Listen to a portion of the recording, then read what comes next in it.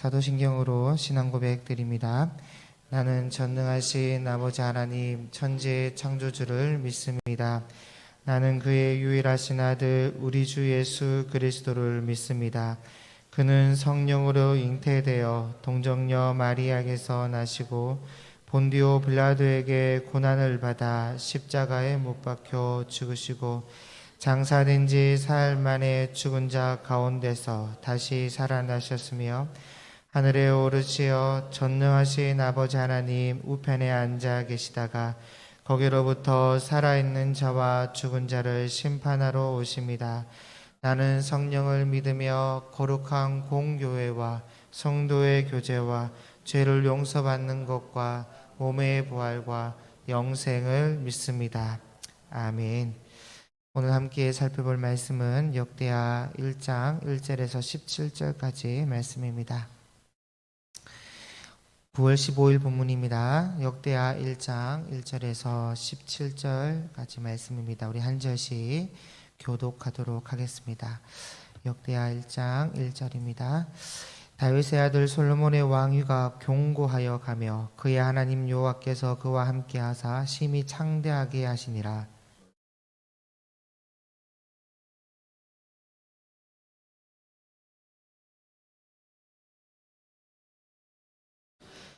솔로몬이 온 회중과 함께 기브온 산당으로 갔으니 하나님의 회막 곧 여호와의 종 모세가 광야에서 지은 것이 거기 있음이라.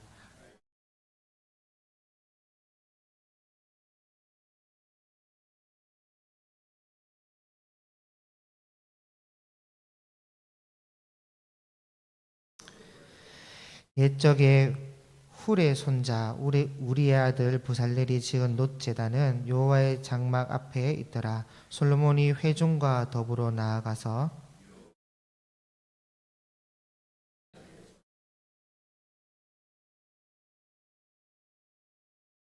그날 밤에 하나님이 솔로몬에게 나타나 그에게 이르시되 내가 네게 무엇을 주랴 너는 구하라 하시니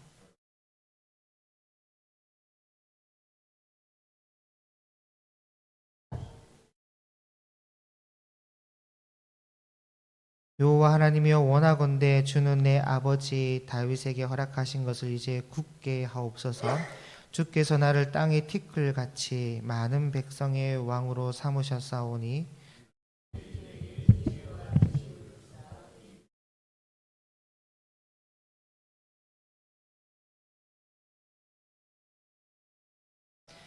하나님이 솔로몬에게 이르시되 이런 마음이 내게 있어서 부나 재물이나 영광이나 온수의 생명 멸하기를 구하지 아니하며 장수도 구하지 아니하고 오직 내가 내게 다스리게 한 내 백성을 재판하기 위하여 지혜와 지식을 구하였으니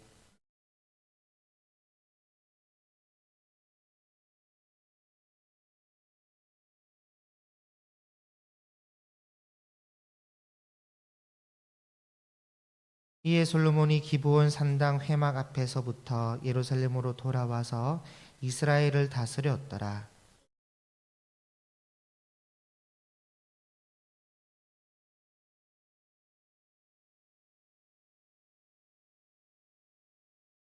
왕이 예루살렘에서 은금을 돌같이 흔하게 하고 백향목을 평지에 뽕나무같이 많게 하였더라.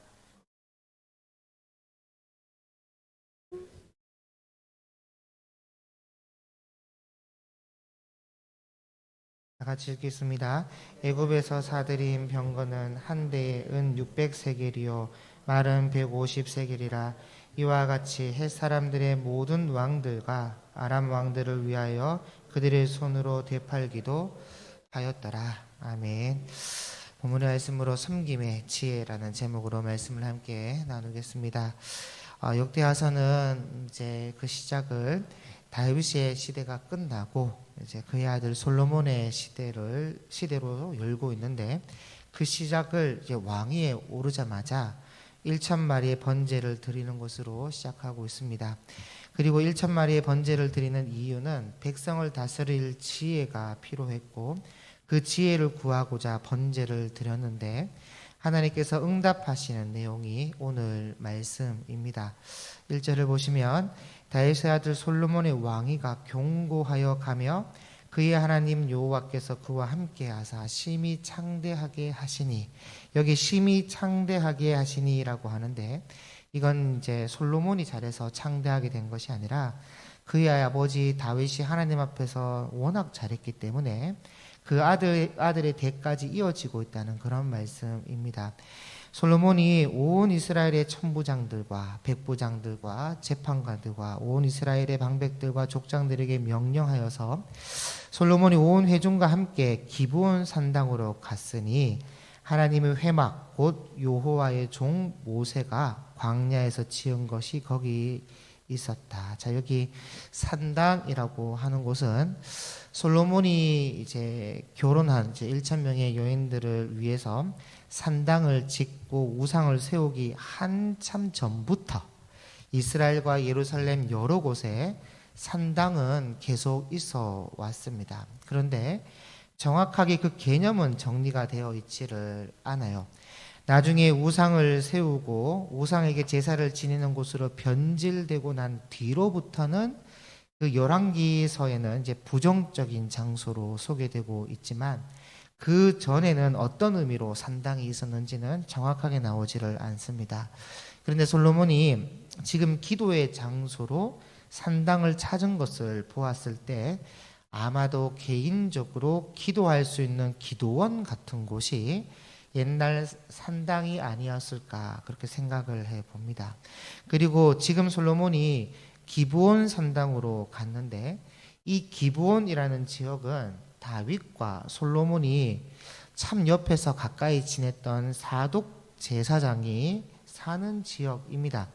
그리고 위치로 하면 예루살렘으로 이제 서북쪽으로 한 8km에서 9km 정도 떨어진 거리예요. 그 거리가 가까운 거리죠. 그리고 다윗이 왕으로 있을 때 성경에는 이제 이 과정을 생략하고 있지만 실로에 있던 그 회막, 그 성막이 어느 날 기브온으로 와 있는 것을 보게 되거든요. 역대상 16장 39절이나 역대상 21장 29절에 보면 그렇게 기록되어 있고 오늘 본문 3절 끝에도 하나님의 회막 곧 여호와의 종 모세가 광야에서 지은 것이 거기에 있습니다. 이 광야에서 지은 것이 성막이죠, 회막. 그러니까 법궤는 지금 어디에 와 있냐면 기란 여아림에서 한 20년 정도 있다가 다윗이 이제 춤을 추며 예루살렘 다윗성으로 모셔와서 안치해 놓은 상태고 회막은 기브온에 와 있는 그런 상황입니다. 법궤와 좀 떨어져 있어요. 왜 기브온이냐라고 했을 때는 그곳에 사독 제사장이 있었고 무엇보다 가장 넓은 공간을 가지고 있었기 때문입니다. 기브온 산당이 굉장히 넓었습니다. 그래서 솔로몬이 지금 이 기브온 산당으로 1,000마리의 제물로 번제를 드리러 가는데 4절에 다윗이 전에 예루살렘에서 하나님의 궤를 위하여 장막을 쳐 두었으므로 그 궤는 다윗이 이미 기란 여아림으로부터 그것을 위하여 준비한 곳으로 메어 올렸고, 그러니까 다윗이 법궤를 기란 여아림에서 예루살렘 다윗성으로 가져왔을 때에 다윗성 안에 이 법궤를 놔둘 장막을 따로 쳐놨다는 것이죠. 실로에 원래 회막이 있지만 다윗성에 새 걸로 다시 만들어 놨다는 겁니다. 그래서 5절에 옛적에 훌의 손자 우리의 아들 부살렐이 지은 놋 제단은 여호와의 장막 앞에 있더라. 그래서 놋 제단과 그 모세 때 지었던 그 회막은 기브온 산당에 있고 법궤는 예루살렘에 있는데 솔로몬이 회중과 더불어 나아가서 기브온 산당으로 나아가는데 모세가 지었던 회막과 놋 제단이 있었던 정식 제단으로 인정된 곳으로 솔로몬이 1,000마리의 번제를 가지고 간 겁니다. 제가 왜 이제 인정된 곳이라고 말씀을 드리냐면 이 기브온 산당을 이제 우상 숭배하는 곳으로 착각하시는, 왜냐하면 열왕기하서에 산당을 부정적으로 이야기를 하고 있으니까 우상을 섬겼던 곳으로. 그런데 이제 이 기브온 산당은 그런 곳은 아니었습니다. 솔로몬이 타락하기 이전에는 기도하는 장소였던 것이죠. 어쨌든 솔로몬이 회중과 더불어 나아가서 여호와 곧 회막 앞에 있는 놋 제단에 솔로몬이 이르러 그 위에 1000마리 희생으로 번제를 드렸더라. 여기 1000마리 희생으로 번제를 드렸다. 이 번역이 열왕기서의 1000번제라는 말보다 더 바르게 잘 번역한 것입니다. 한 번에 1000마리 양으로 번제를 드린 거예요. 7절에 그날 밤에 하나님이 솔로몬에게 나타나 그에게 이르시되 내가 네게 무엇을 주랴 너는 구하라 하시니 솔로몬이 하나님께 말하여 말하되 주께서 전에 큰 은혜를 내 아버지 다윗에게 베푸시고 내가 그를 대신하여 왕이 되게 하셨사오니 여호와 하나님이여 원하건대 주는 내 아버지 다윗에게 허락하신 것을 이제 굳게 하옵소서. 이제 흩어지지 않도록 굳게 하옵소서. 주께서 나를 땅의 티끌같이 많은 백성의 왕으로 삼으셨사오니 주는 이제 내게 지혜와 지식을 주사 이 백성 앞에서 출입하게 하옵소서. 이렇게 많은 주의 백성을 누가 능히 재판하리까 하니. 자, 여러분, 솔로몬은 다윗의 19명의 아들 중에 막내인데 이 막내가 왕이 될 줄을 누가 알았겠습니까? 거기다가 이 밧세바의 떳떳하지 못한 관계에서 태어난 아들이고 이걸 온 국민이 다 알고 있는 사실인데 누가 왕이 되리라 생각했겠습니까? 그래서 형들이 이제 착각을 한 거죠. 압살롬이나 아도니아 같은 이 형들이 자기가 왕이 되겠다고 설쳐댔던 것인데 솔로몬은 그렇게 하지 않았습니다. 자기 주제를 알고 겸손히 있었는데 하나님께서 솔로몬을 왕으로 세우신 거예요. 그래서 스스로가 이게 참 부담스럽죠. 떳떳하지 못한 가정이요 서열로 보아도 막내요. 나이로 봐도 이제 갓 20살이 된 오늘날의 대학생이 뭘 알겠습니까? 그래서 스스로 작게 여기고 겸손히 자신을 낮추는데 지금 솔로몬이 하나님께 구하는 내용을 보면 이 역대기보다는 이제 열왕기서가 더 잘 나와 있는데 이렇게 고백을 합니다. 나는 작은 아이라 뭘 해야 될지 모릅니다. 그런데 주께서 택하신 백성은 셀 수도 없고 기록할 수도 없을 만큼 많은데 저같이 작은 아이가 어떻게 재판하고 또 이들을 다스릴 수 있겠습니까? 그러니 하나님의 음성을 듣고 백성의 말을 잘 들을 수 있는 듣는 마음을 주셔서 선악을 분별하게 하옵소서. 그렇게 간구를 한 거예요. 얼마나 간절하고 얼마나 겸손한 고백입니까? 이렇게 많은 백성을 다스릴 능력과 재판할 수 있는 능력이 부족하다는 거예요, 자신에겐. 그리고 한편으론 부담스럽습니다. 거기다가 19명의 형제들 사이에서 이 나라의 주권자가 되었으니까 예나 지금이나 그 정치적 회오리 속에 칼부림이 일어나고 내노라는 형들이 죽어나가며 또 그들을 따르던 대신들이 죽어나가는 그런 칼부림 속에 정치적 기반이 부족한 막내가 왕이 되었으니까 얼마나 부담스럽고 불안하고 특히나 정치적 회오리를 옆에서 직접 본 자로서 얼마나 두려웠겠냐고요. 그러니 하나님께 1000마리 양을 안 드릴 수가 없는 거예요. 드리면서 안 구할 수가 없는 거죠. 겸손하게 나는 작은 아이라 하면서 이들을 다스릴 수 있는 지혜, 하나님의 음성을 듣고 백성의 말을 잘 들을 수 있는 듣는 마음을 간구한 겁니다. 그러면서 굳게 해달라고. 이것이 오늘 제목으로서는 백성들을 섬기기 위한 지혜라는 것, 섬기기 위한 지혜. 그러니 11절에 하나님이 솔로몬에게 이르시되 이런 마음이 네게 있어서 부나 재물이나 영광이나 원수의 생명 멸하기를 구하지 아니하며 장수도 구하지 아니하고 오직 내가 내게 다스리게 한 내 백성을 재판하기 위하여 지혜와 지식을 구하였으니 그러므로 내가 네게 지혜와 지식을 주고 부와 재물과 영광도 주리니 내 이전에 왕들도 이런 일이 없었거니와 내 후에도 이런 일이 없으리라 하시니라. 얼마나 참 위로가 되는 말씀입니까? 그리고 11절 끝에 지혜와 지식을 구하였으니 여러분 이게 열왕기서에는 듣는 마음으로 되어 있습니다. 그러니까 잘 듣는 지혜, 잘 들어 깨닫는 지혜와 지식을 구했다는 것인데 여러분 이것이 왜 중요하냐면 신명기에 모세가 이스라엘 백성들에게 아주 안타까워하면서 했던 말이 뭐냐면 여호와께서 너희에게 듣는 귀와 보는 눈과 깨닫는 마음을 주지 않았다고. 그게 너무나 안타까워서 그렇게 말을 하고 있는 장면이 나옵니다. 그런데 솔로몬이 지금 이걸 구하고 있는 거예요. 솔로몬이. 그래서 얼마나 기뻐하시는지 아시는 것처럼 구하지도 않은 것까지 다 주시지 않습니까?